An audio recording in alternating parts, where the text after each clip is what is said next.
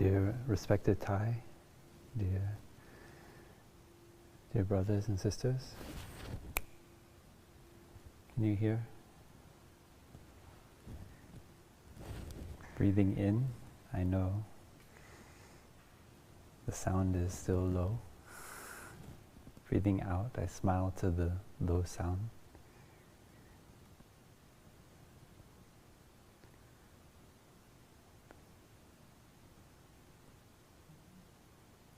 Breathing in, I see the green of the evening, the dusk, settling on the trees around the meditation hall.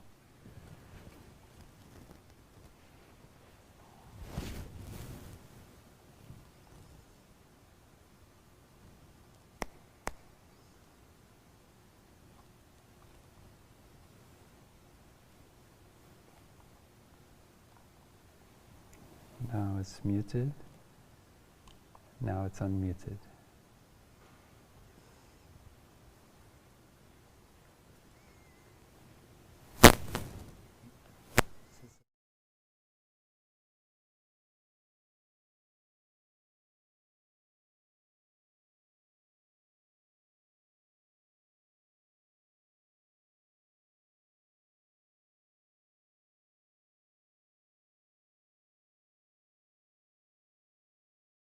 Online, you can just enjoy your breathing, enjoy your sitting, come back to your body. Just allow the breath to come in and out naturally, like the waves on the ocean.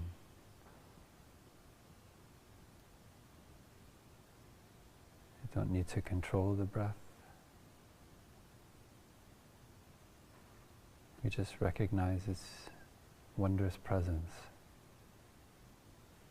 as it moves in and out through our nose, our mouth, our belly rising,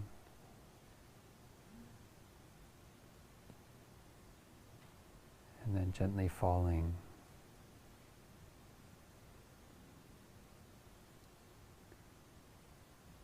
It's just like we're sitting on the beach, watching the waves play on the surface of the water.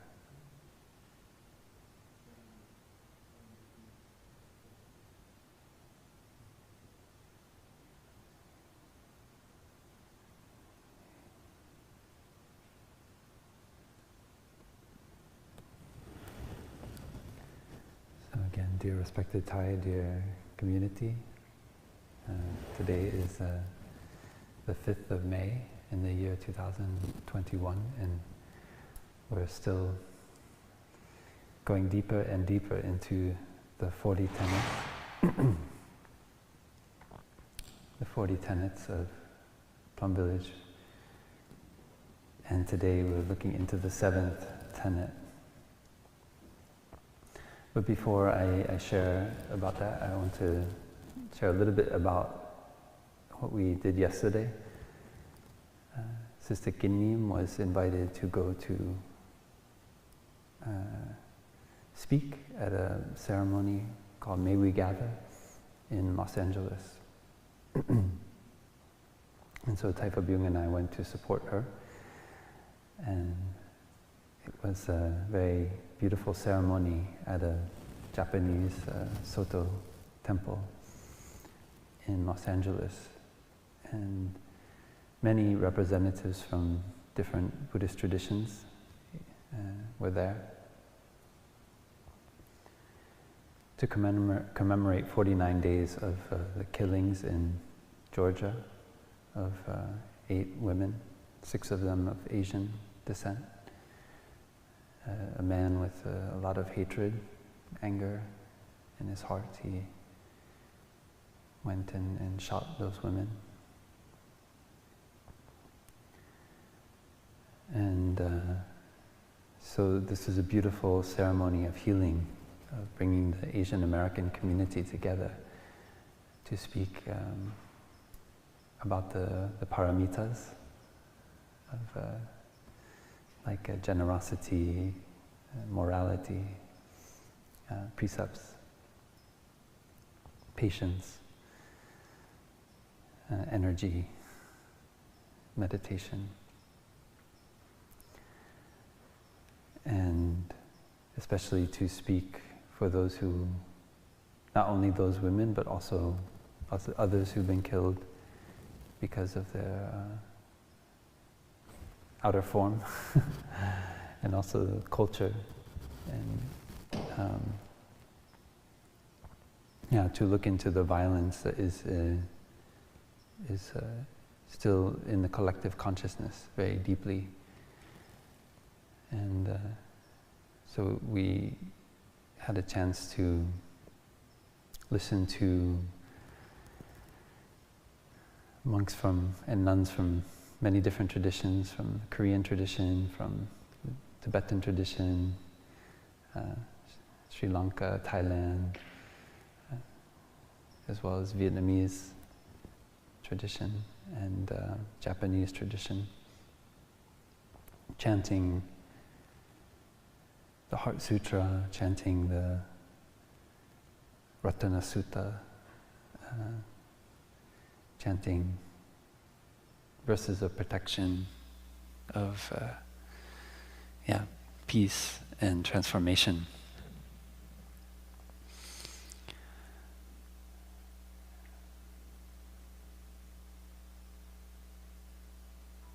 And so I feel it's important to look into, when we study these deep teachings of Buddhism, to also recognize that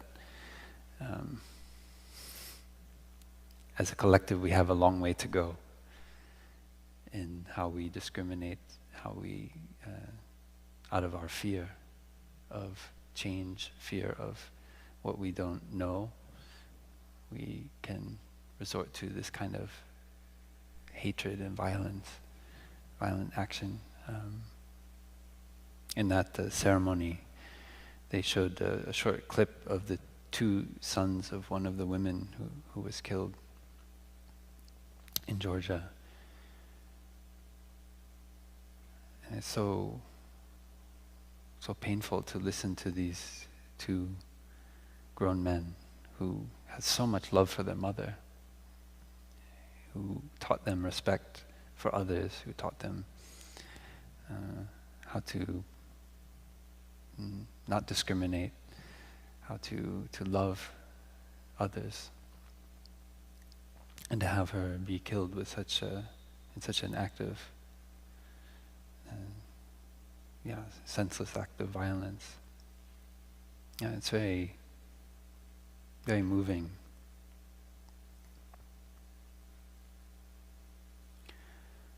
And so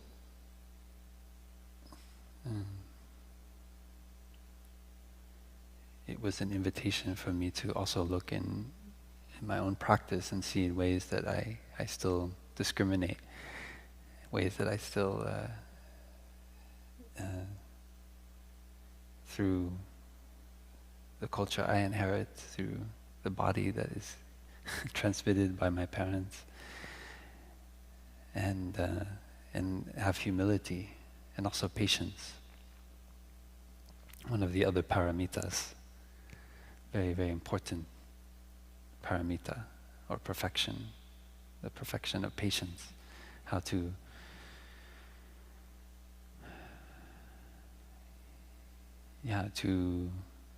be able to not react when someone speaks or acts out of anger, when someone blames, but to have compassion and patience for that person. How to really allow them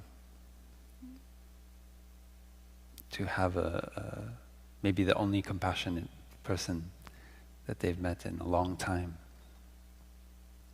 come into their gaze, come into their being, and so their heart can open up, and that hatred, that anger will no longer continue to overwhelm them.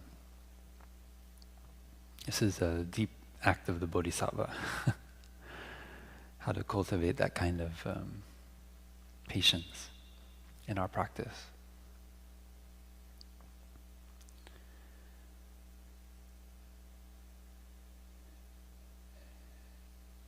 But I do feel deeply that what we're learning in this 40 Tenets class is helping me, helping me to let go of the grasping of views that leads to judgment, to anger, to prejudice. And I think it's the brilliance of the Buddha. We often hear the story, the teaching about teaching a man or giving a man a fish, then he has something to eat for dinner that day. But if you teach him how to fish, then he can have food for the rest of his life. And although we are vegetarians, so we don't fish, but I think as practitioners, we learn to go into the deep teachings the Buddha offered. It means that we're not satisfied just to have this view or that view about things, but we want to go deep beyond all views and notions and be able to, in the present moment, keep our mind in such a way that it is luminously open and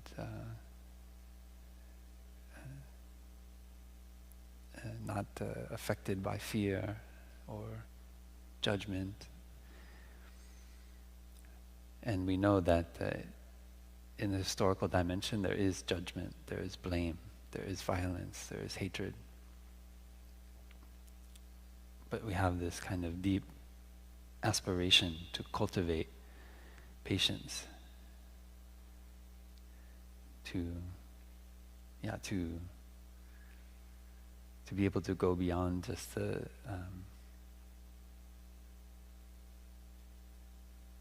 hatred and the anger.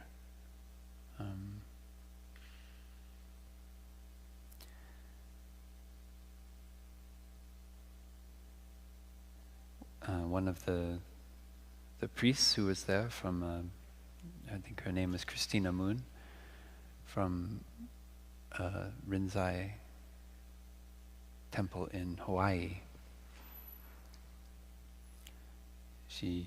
As she started to read the names of the women who had been killed in Georgia, she started to, her voice started to falter, and she had trouble to say it.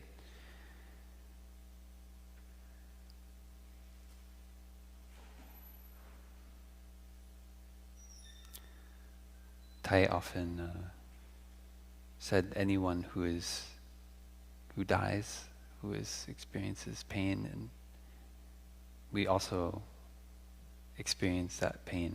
We die a little bit.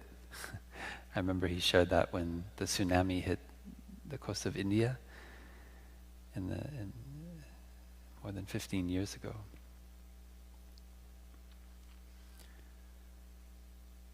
And that is the heart of compassion, to be able to have our heart open so that every time we read, we hear about the suffering in the world, we're able to die a little bit, knowing that this body is impermanent, and we are also subject to sickness, to death, that we are also fragile, that it is a miracle that we continue to breathe, we continue to walk, to sleep every day. And knowing that those women, they don't get that chance.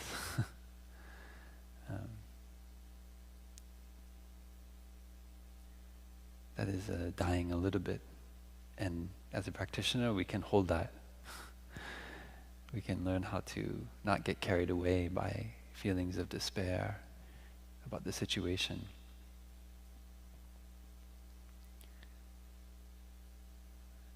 So that ceremony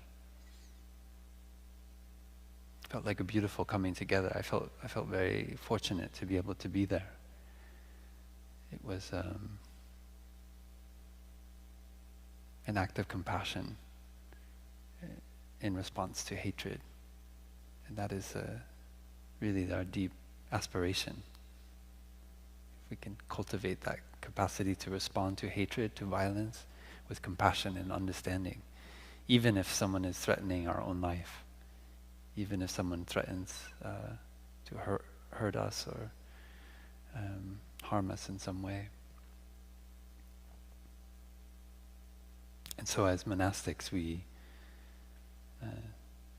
have the Sangha, and we're all practicing together, but we know that it's more difficult to practice that kind of bodhisattva path. A little bit more difficult when we have vulnerable ones near us, like children, or our partner, our spouse. It's a little bit more difficult because we have such a deep rooted, evolved drive to protect our loved ones, to protect our partner, to protect our children, especially.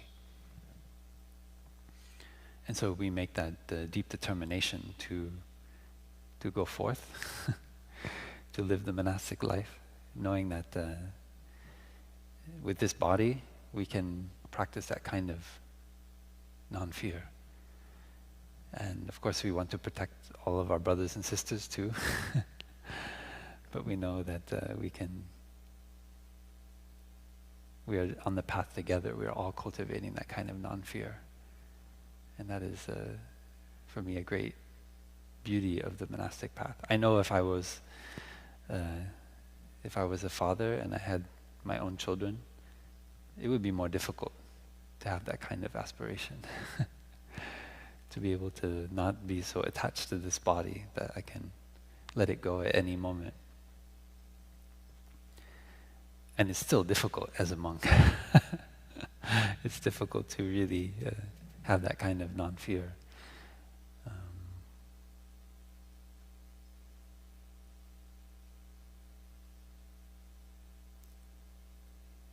But in the world that we face now, there are many wonderful things, but there's a lot of uncertainty, and going deeply into understanding nirvana, like we're doing in this class, can be very helpful. It can. I really love how Thay has brought nirvana closer to the life of practice. For so many centuries, so many teachers have put nirvana way out there.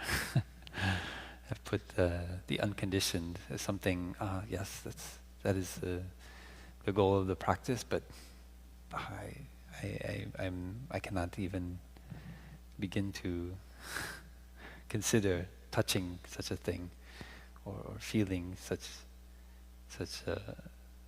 bliss, such awakening. And so I feel so grateful for Thay, because I remember even as a novice, a few years when I was in Upper Hamlet, I wrote a letter to Thay and I say, Thay, I feel like I can die now. I feel so happy. I feel so free. I don't need to. It wasn't. I felt very joyful.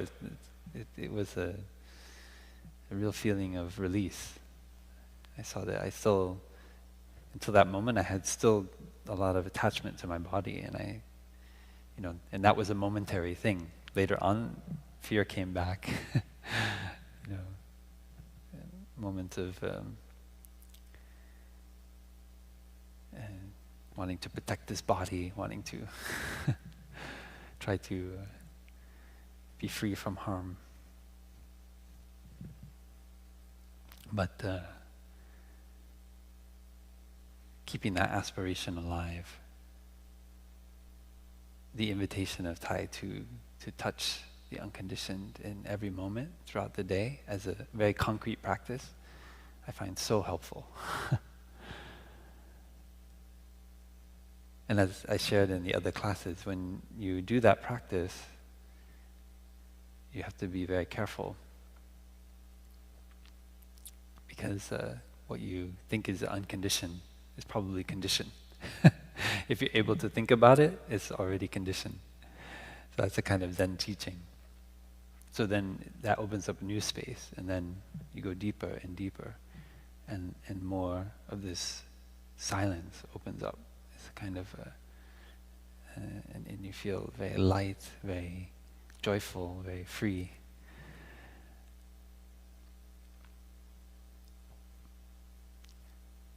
Maybe we can listen to a bell.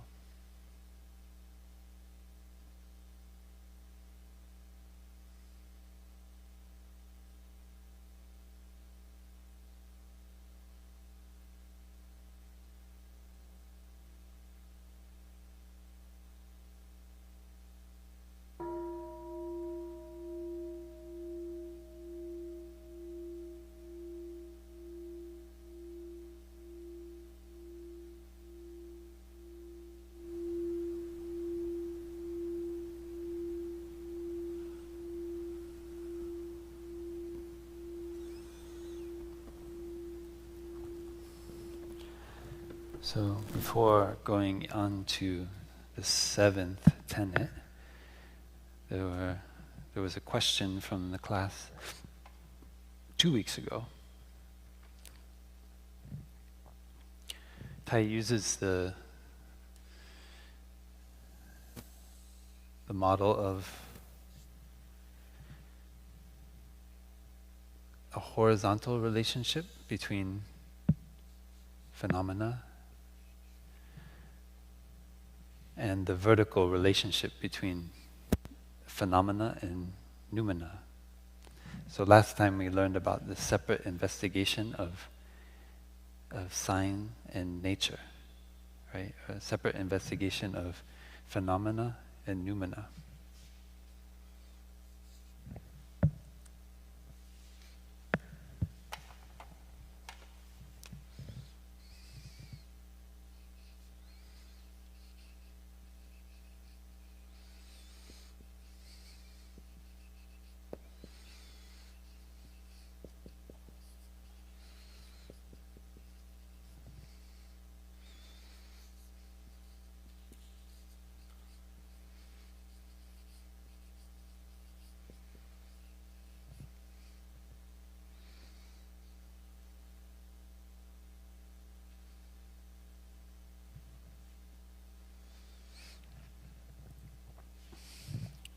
Nature here in the sense of the ultimate, the unconditioned, and sign as anything that has a quality.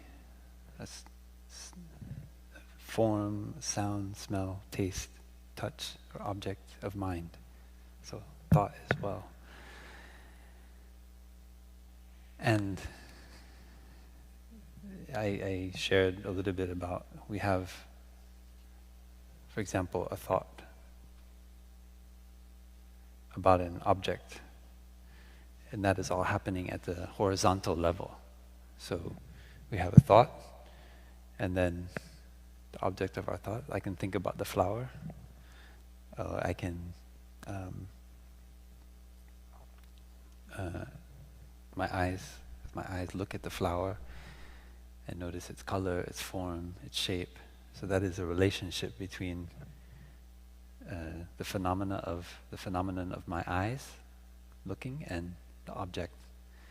And so Thay uses the image of a horizontal relationship to describe that.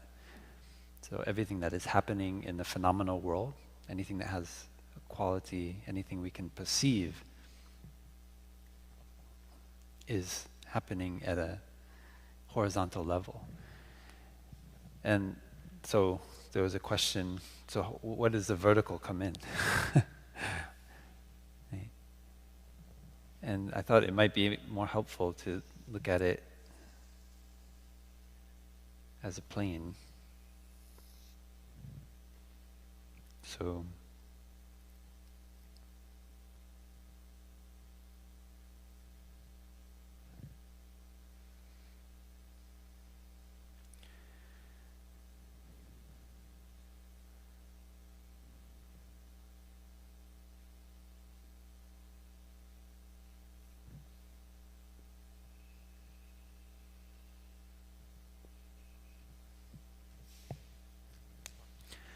and actually, a plane is not enough.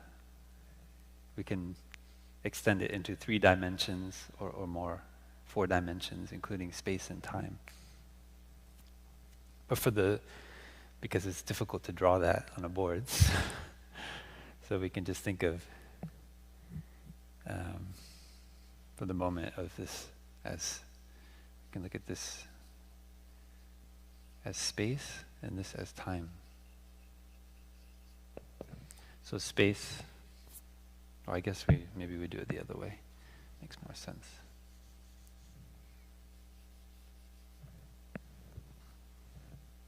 So time is moving this way.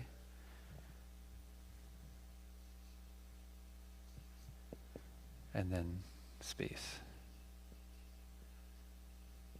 Things moving around in space. So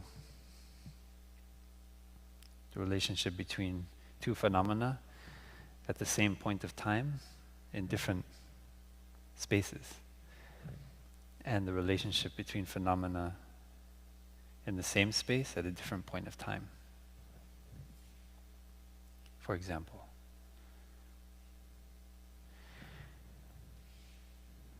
and the insight of this way of looking, and this is just a way of looking, is that at every point in time and space, there is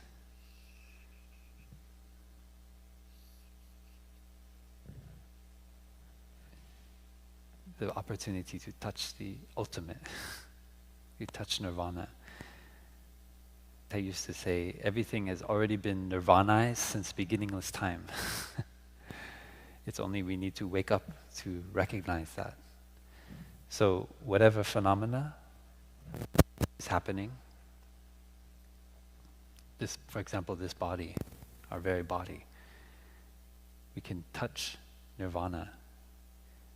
And Thay goes even farther. He says, with using the example of the wave in the water, the wave already is water. It doesn't need to touch anything. It just needs to wake up to that realization that it is already water. So in the same way, thinking about the relationship between phenomena on a plane, whether in this case 2 dimensions, 3 dimensions, 4 dimensions, including space and time.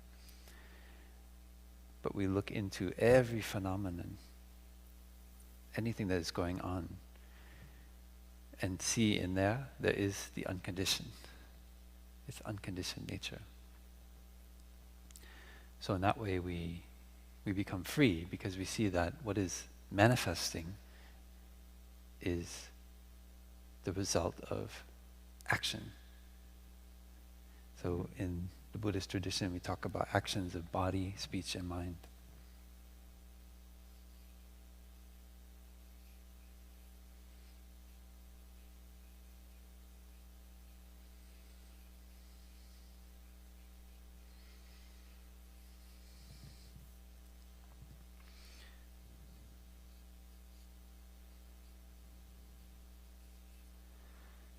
The 3 kinds of karma or action. And this is a human teaching. It's for human beings. Actually, the Dhamma is for human beings.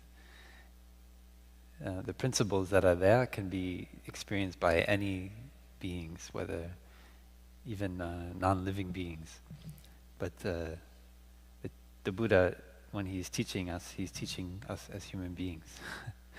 And human beings, we have a body, we have speech, we have a mind. And that area of activity, our body, our speech and mind, is within our control. It's something we can affect. Now, everything that we think, everything that we say, everything that we do is also the product of our ancestors, of our culture, of our education, of our everything that has brought us to this present moment. And so it's also not us. So it is within our control, but it is also anything that we could say is our control is also the product of those, all of those things, our cultures, our ancestors. So when a white man goes into a massage parlor and starts shooting an Asian woman,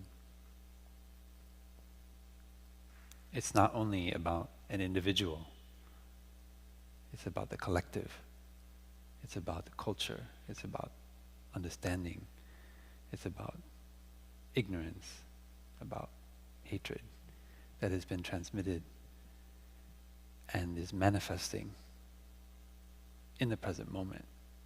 And we have ultimate responsibility for what we do with our body, speech and mind. That is a teaching of the Buddha. We've been handed all of these conditions in our culture, by our ancestors, but what do we do with it? That is up to us. And that knowledge can set you free.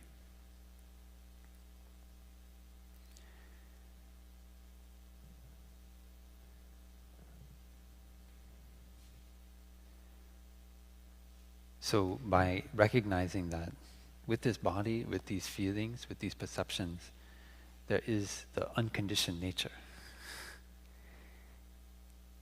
then we free ourselves from our habitual ways of doing things. We are no longer caught in the cycle, just running around like a hamster in a wheel with what has been given to us, just trying to get a little bit of sustenance to survive the next moment, the next hour, the next day. But we're able to stop. Come back to this body, come back to our breathing. Recognize and smile to the habits, the seeds, the tendencies that have been handed to us, that we have also continued to nourish by our distraction, by our worry, by our anxiety, by our fear. And we just smile to it. I'm not going to run after you anymore. I want to stand here as a free person.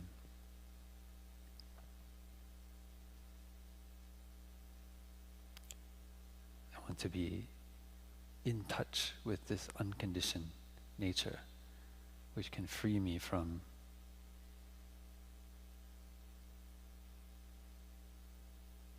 the currents of suffering which have continued generation after generation, and that manifests in my thinking, manifests in my speech, manifests in my bodily actions.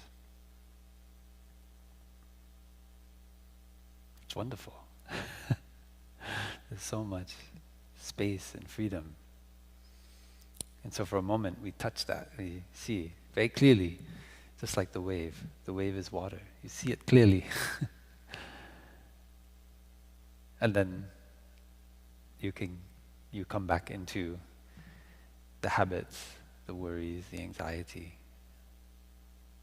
So that is what I mean when I say Thay made nirvana something so close. Thay sometimes says Thay's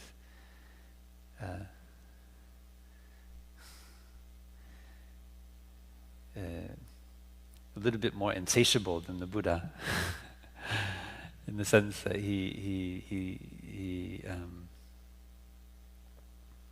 remember one time Thay saying he wanted to add the 3 doors of liberation to the mindfulness, the 16 steps of mindful breathing. Thay loved the 3 doors of liberation so much, he felt he wanted to add them to make 19 steps of mindful breathing with emptiness, signlessness, and aimlessness. And so it's good to have a little bit of that in our practice of the Dhamma, to be wanting to learn more, to open more doors, to bring, to not be content to allow the deeper teachings to be put somewhere else, far away from us, but to really allow it to come in and see, I can touch that. There's something there. There's some freedom in me. There's some joy in me. I know there's also pain. There's also suffering. There's also misunderstanding, judgment, blame. But there's also joy. There's also happiness. There's also space. There's also the unconditioned. There's also nirvana. Please allow that to be possible. It's just allowing. It's not hard work.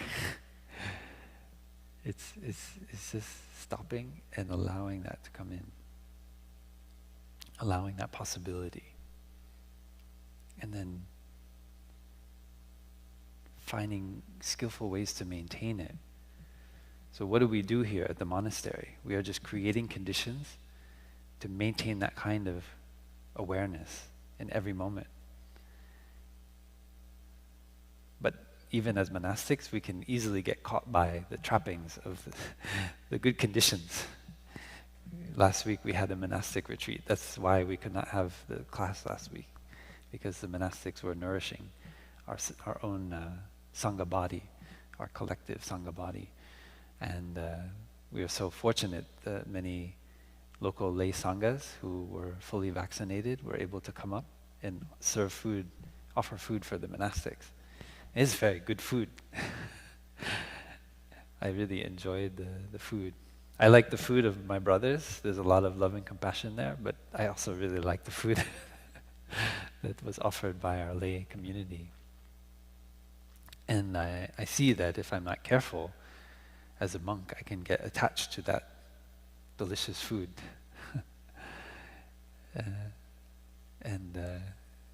It can be a very comfortable life as a monk. And I lose my deep aspiration, which is to make good use of those conditions. Now we talk a lot about privilege, recognizing things like white privilege and class privilege and the privilege of the wealthy. And if we have the privilege to have a human body, then we can benefit from the Dhamma. We can learn how to take care of our body, take care of our speech, take care of our mind. All of us have some kind of privilege. If we are privileged enough to be a monastic, to live in the monastery, then we don't just enjoy the good food and that's it. But we see that all this food is being offered to us with love and care for us to bring about the transformation, not only of ourselves, but of all of our ancestors who didn't have that opportunity, who went and worked every day to be able to put food on the table, to be able to send their children to school, to be able to travel to the United States to have what they believe to be a new opportunity, a new chance. And so to live the life of a monk or a nun is not, there are not enough conditions for them. But here we are, we have this beautiful meditation hall. I don't know if our brother over there is with the camera, and we can all enjoy the new installation behind the altar of Thay's teaching. Just I think from this morning or yesterday. This morning, arrived at home.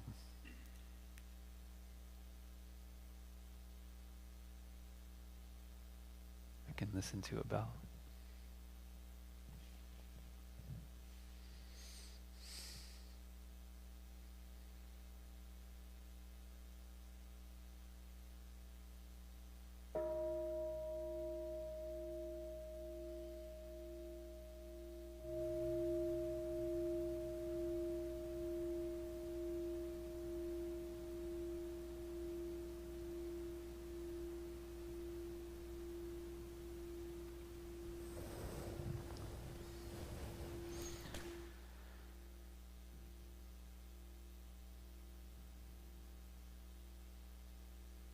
So we make good use of the privilege of having a human body to be able to recognize that we have already been nirvāṇized since beginningless time. Every atom, every cell in our body.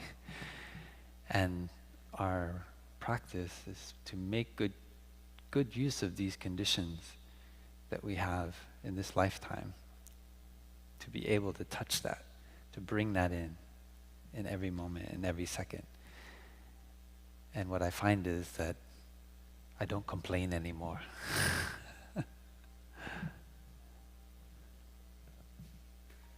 Somebody's calling.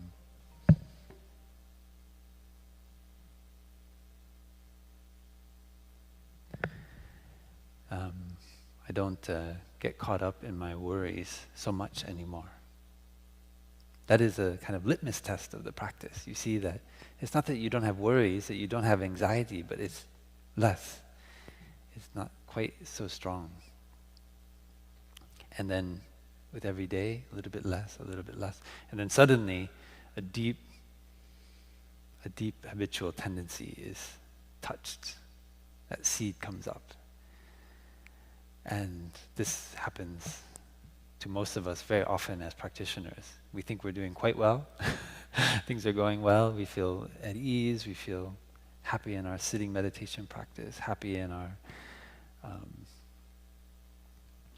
walking meditation practice. We feel joyful. Everyone in the Sangha is a wonderful brother and sister. And then suddenly somebody says something, and then that deep ancestral seed is touched. We feel disrespected. We feel dehumanized. We feel condescended to. We feel violated. And then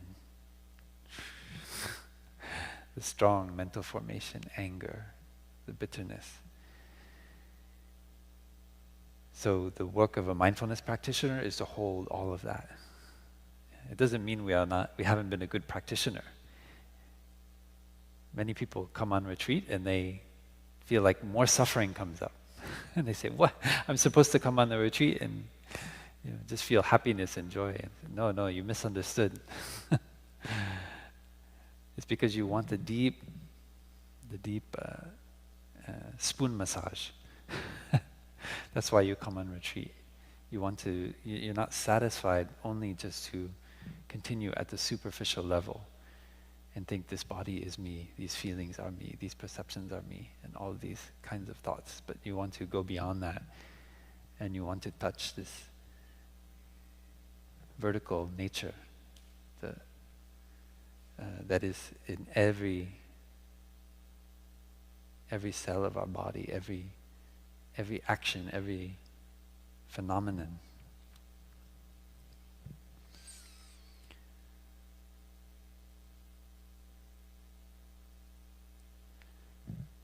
So, the seventh tenet.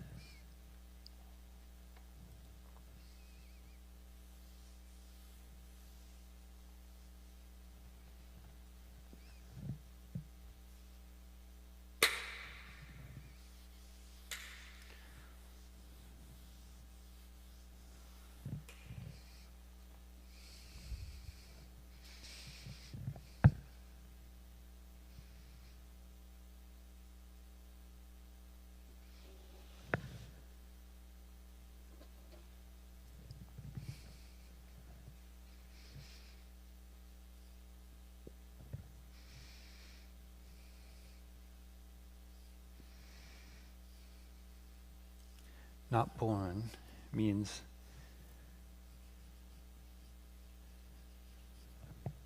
nirvana.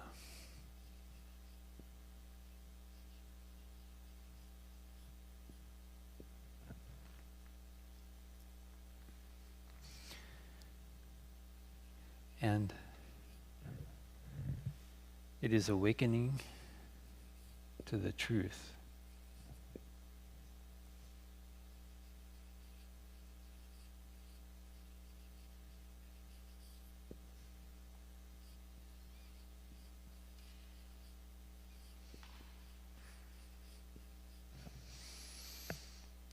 of the deathless.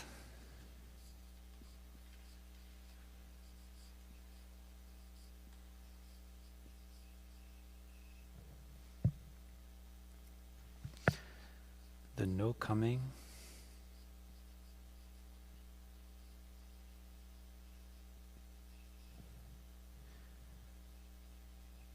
and no going.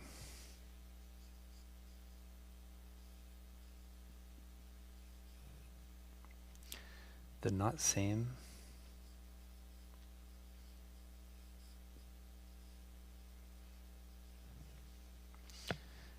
and not different.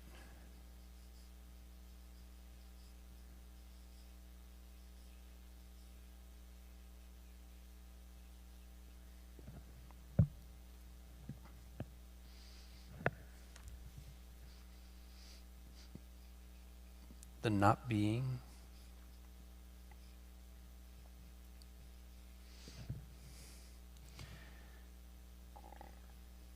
and not non-being.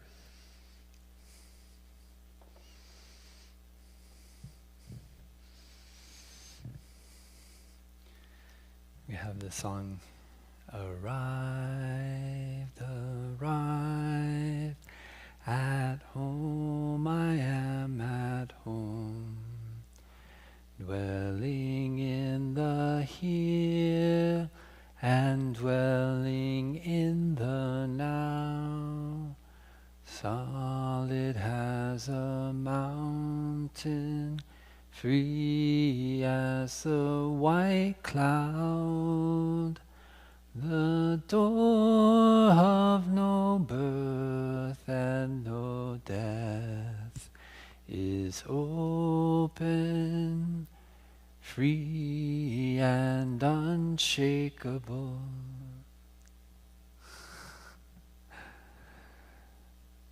So the new sign, arrived at home. That is at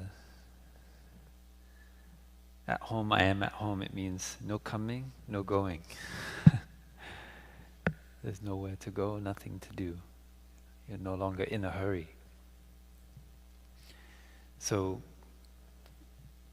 at the horizontal plane, of course there's coming and going. At the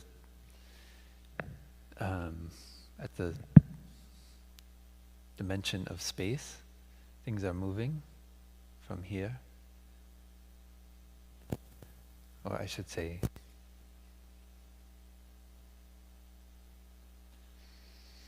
at the dimension of space, there's something here, something there. There's a here and a there. And over time, something can move in space from here to there. But the vertical does not change.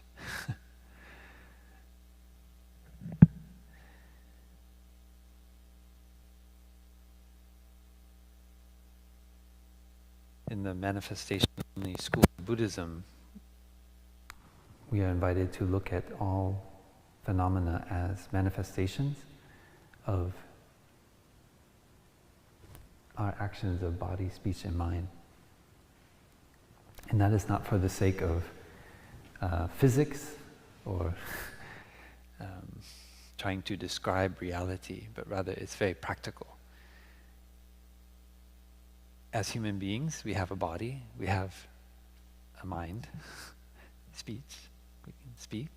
And so we, by generating thought, generating speech, generating action of our body, we have some determination of what kind of experience we will have, both in the present moment and in the future.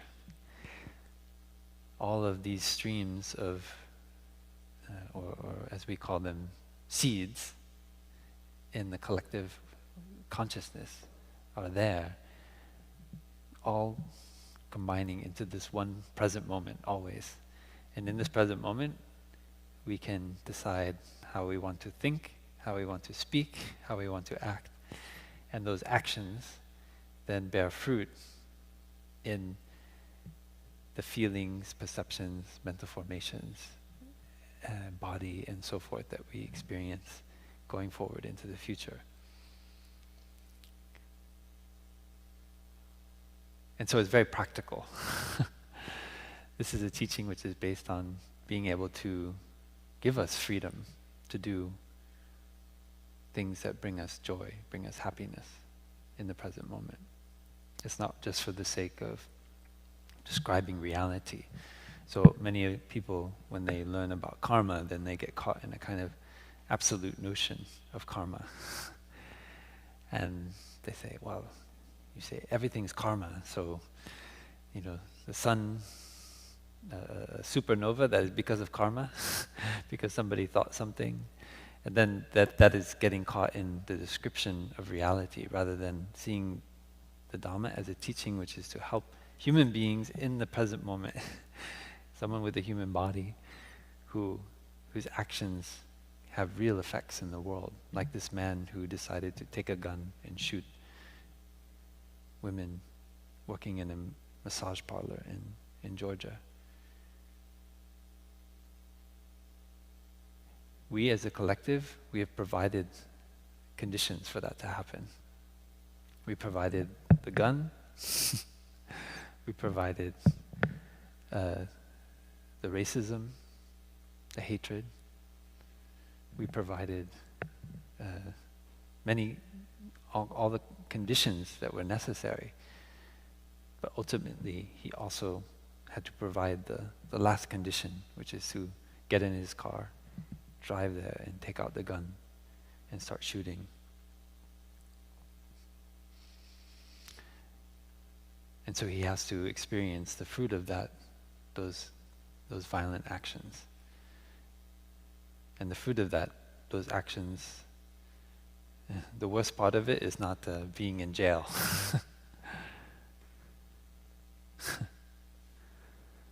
That is a reality. And any of us who are practitioners knows that when we harm somebody, when we harm ourselves, it brings great suffering to ourselves and to others. And that suffering cannot be compared with what suffering can be imposed upon us by the world. So, of course, there is justice in the world. There is going to prison, spending your life in jail. But to live with that pain,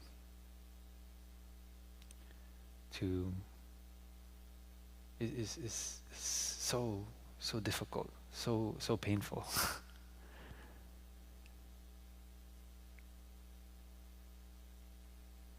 Similarly, when someone is angry at us, when somebody is hateful towards us, we can learn not to engage in the hatred, not to engage in the anger, because then it's like they say it takes two to tango, right? So every time someone blames us or judges us and we react, we say, no, it's not true. How can you say such a thing? That is us, we are joining in, we are lured into the game of blaming and judging. That is why when we can see that person with compassion and we can see this is a person who is suffering greatly. If I speak out and I also blame and I also judge, I also speak out of anger, I will only make myself suffer and make the other person suffer even more. What if I practice patience and stop my actions of speech, my actions of thinking, and just try to look with the eyes of the unconditioned at this person, at their suffering. Try to understand, not just continue to feed into the perceptions we have about that person. It could be our loved one, it could be our brother, our sister, and we just continue to allow it could be a collective perception. We go into the room, we talk about that brother, we talk about that sister, and in doing so we create a prison for them. We don't allow them the chance to bloom like a flower, to show their the unconditioned nature, to grow and to flourish.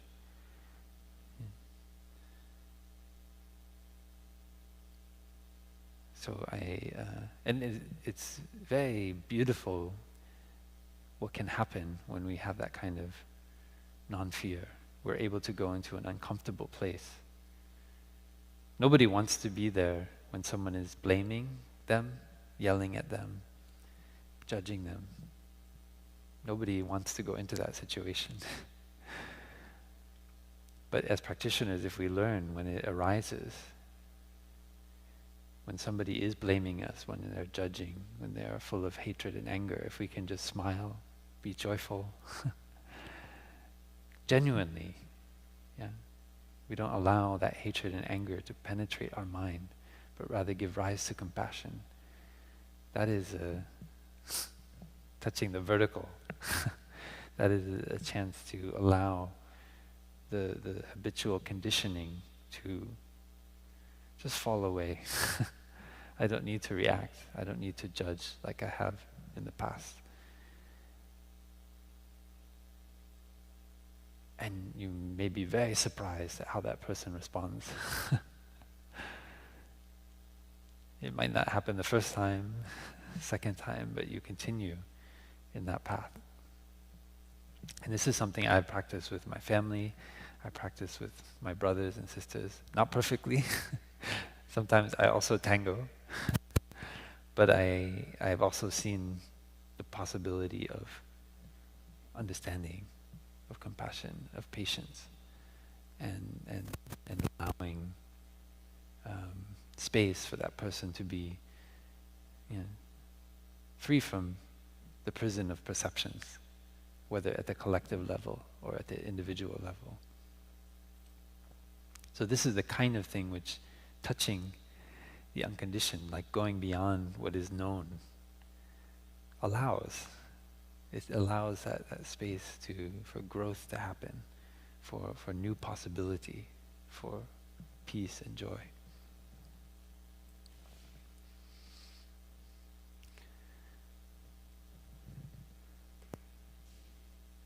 So these 8 notions, which Thay references here: no birth, no death, no coming, no going, no same, no different, no being, and no non-being. When we look deeply into our thinking, you may find that every thought has one of these or more as its foundation.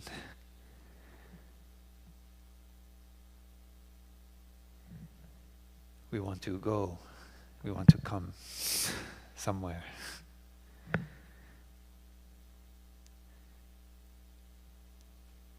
We want to be born. In every moment we are being born and we are dying. In every moment, with every word, with every thought, we are becoming someone. And we're also leaving behind someone. It happens so quickly. in our very body, cells are constantly being born and constantly dying in every moment.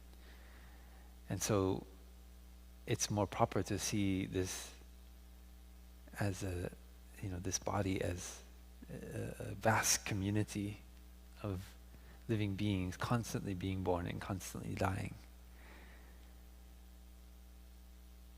Not just, this is one body and this is me, but it's a multitude.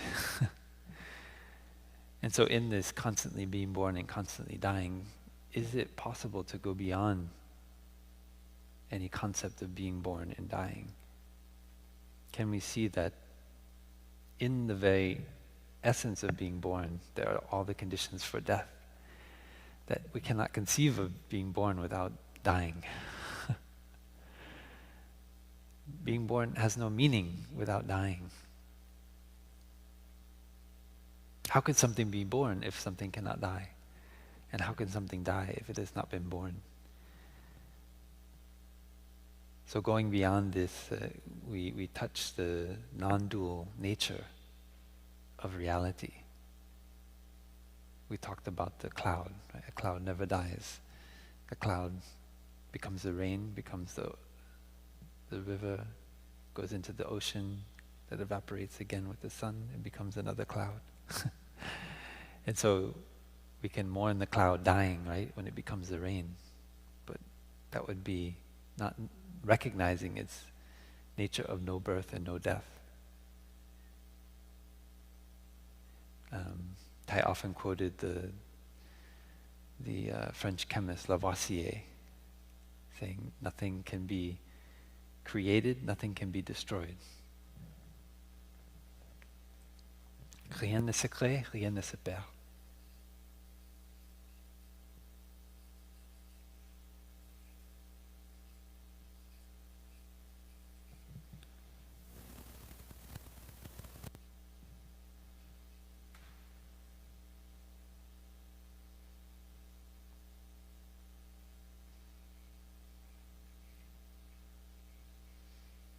Tout se transforme.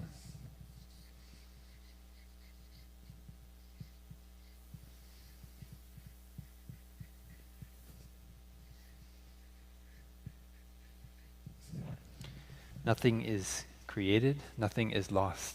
Everything is transformed. Everything is transformation. Everything is transformed. So even in chemistry, there's that insight of, we learn with the theory of relativity that energy can be transformed into matter, and matter can be transformed into energy. But there is no loss in either case. Nothing is lost. So even in physics, in science, there is that notion of no birth and no death. And so when we fear death, we're actually fearing something which is in the very nature of our living body. There's no way we could be born without there being death. Our body goes back to the earth and provides sustenance for all kinds of other living beings. And eventually can be transformed into a tree or a flower. And that is of the nature of this body. So touching that nature of transformation is touching the nature of no birth and no death. So beautiful. Because of no birth and no death, these orchids are possible. Because of no birth, no death, this body is possible. Living is possible. Thinking, speaking, breathing is possible. So what we're doing is we're going beyond notions of birth and death. We're recognizing that our thinking and our attachment to our thoughts are founded on our ideas about being born and dying, about coming and going, same and different. This person, he's the same like me. That person, they look strange. They look different. I don't like that the way that person looks, the way that person talks. That is the foundation of fear and violence and hatred. Ideas about who is the same to me and who is different. Not being and non-being. And this notion of being and non-being is deeply, deeply rooted under all of the notions. When we want to come and go somewhere, it's because we want to be somewhere else. When we want to be born, it's because we're not satisfied with who we are. We want to become something else. Or when we dislike somebody, we dislike a situation, we want it to go away. That is a wishing, kind of death wish. We want it to not be. So underneath all of these notions of birth and death, no coming, no going, same and different, are ultimately ideas about being and non-being. You want to be this, or you don't want to be that. This basic wanting, desiring, grasping, and aversion. Being and non-being. And so if we train our mind with the wisdom of the seventh tenet to see it's not enough just to keep talking about nirvana. Nirvana is just a word, like any other word. We need to be able to train our mind to touch the unconditioned in the present moment. And so this teaching on these 8 points, the unborn and the undying, no coming, no going, no same and no different, no being and non-being. It's a kind of dialectic. So using words and concepts to be able to move beyond and transcend all concepts, all notions. That is the teaching of the Dhamma. To be able to, because it's there to free our mind. It's there to free us, to help us to see our attachments, what we continue to grasp at. And so when the Zen master kind of gets in our face and he says, hey, that's because he sees that even though we may think we're not grasping, there's still something we're holding on to. There's still some notion about ourselves, about the world. Even to be proud to be a Buddhist. I'm Buddhist, I'm non-violent, I'm peaceful, I'm calm. That is also an attachment. That can keep us bound to the world of coming and going, being and non-being, and so forth. So even those things that we hold most dear in our heart, just like the raft, we have to leave it at the shore. We don't continue to carry it because we know that we are a practitioner. When we come to the next river, we rely on our own insight to be able to know how to cross the river. We don't need to carry the raft with us. And so Thay uses the metaphor of, maybe we can finish with the story of the man who has lost his cows, and he is running after them. And he discovers the Buddha and his monks sitting very calmly in the middle of the forest. And he's so worried, so anxious. He's so distraught because his cows mean everything to him, all of his wealth. They didn't have a bank. Many people didn't have money. Their wealth was in cows, sheep, goats, and their family, the children, and land. And this farmer, he had lost his cows, and he was so distraught. What will I do? How will I live without my cows? And the Buddha said, I'm so sorry, we didn't see your cows. You'll have to go search elsewhere. And after the man left, he turned to the monks and said, you are the luckiest people alive. You don't have any cows to lose. And that is our practice as monastics and as practitioners, to recognize what cows we still have in our life. What cows are we still running after that are keeping us from seeing the wonder of dwelling happily in the present moment and really arriving at home. So thank you for supporting the class, and for those of you online, we'll continue every week and try to find a way to let you know if we don't have the class for some reason in the coming weeks. But I think the next few weeks we should be able to have the class. Thank you.